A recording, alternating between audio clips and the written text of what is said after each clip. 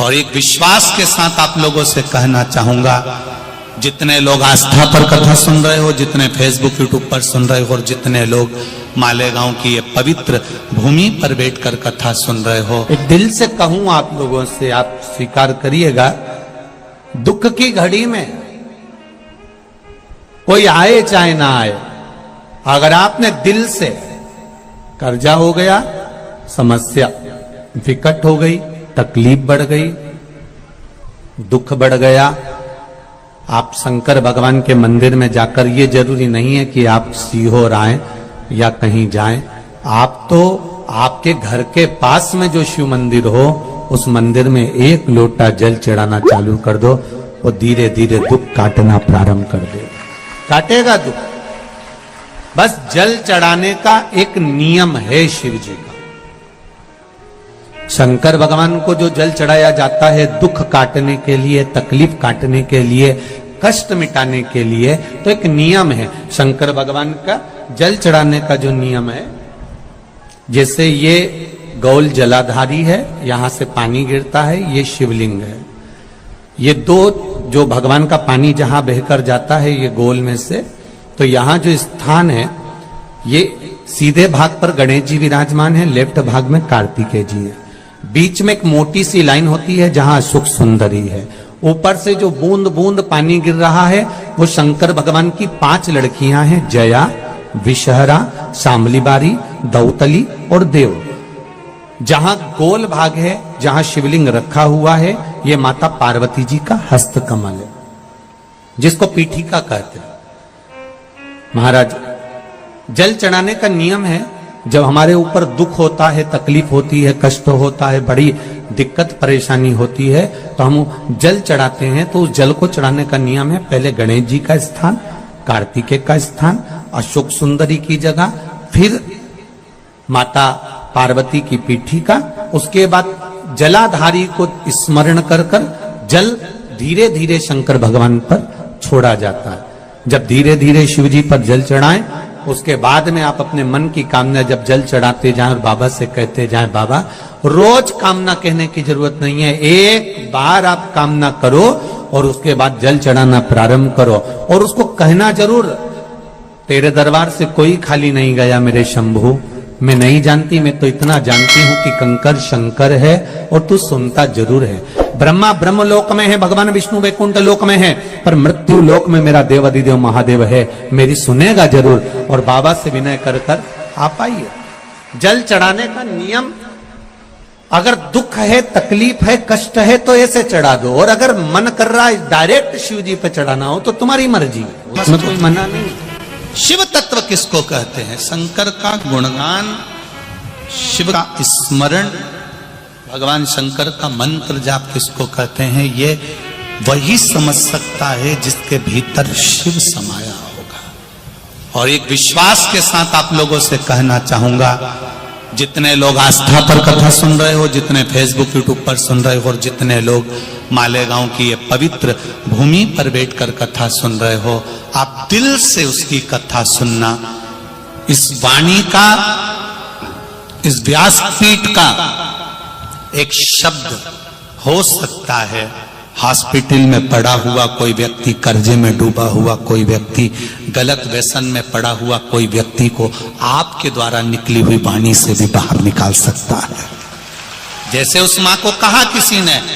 सीहोर वाला महाराज कहता है, एक बार चले तो जा शंकर जी के मंदिर में, उसने पत्र में लिखा।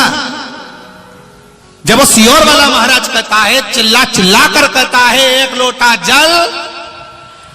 सारी समस्या का हल, तो जा। 7 साल में उस बच्चे की वाणी वापिस आ सकती है जो वाणी नहीं थी। जब वो वाणी मेरा महादेव दे सकता है, वो देखो उस माँ के चेहरे की खुशी, उस माँ के चेहरे की रौनकता, जिसका बेटा 7 साल बाद बोला हो, उसका आनंद देखिए कि कितना होगा, कितना आनंद होगा। एक बात और अच्छे से समझ लीजिए, जो बच्चे चिड़चिड़े होते हैं, चाहे घर में बेटे हों, बहुएं हों, सास हो, ससुर हो, परिवार में छोटे छोटे बच्चे हों, चिड़चिड़ प्रवृत्ति करते हो या चिड़चिड़ा स्वभाव हो, जरा जरा सी बात में क्रोध आ जाता हो, बोलने का भान नहीं रह पाता हो, शब्दों के बाण चलते हो, तो महाराज प्रदोष के दिन, प्रदोष काल में बेलपत्री के पेड़ के नीचे एक जो पत्ता आपके पास में हो, पान का मिल जाए तो पान का, पीपल का मिल जाए तो पीपल का, बेलपत्र का मिल जाए तो बेलपत्र का, उस पत्ते पर मात्र थोड़ा सा शहद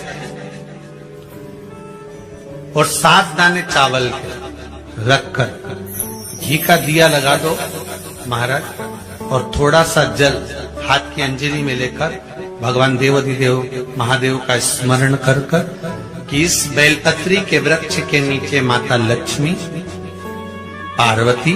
सरस्वती विराजमान है। इसी बेलपत्री के पेड़ के नीचे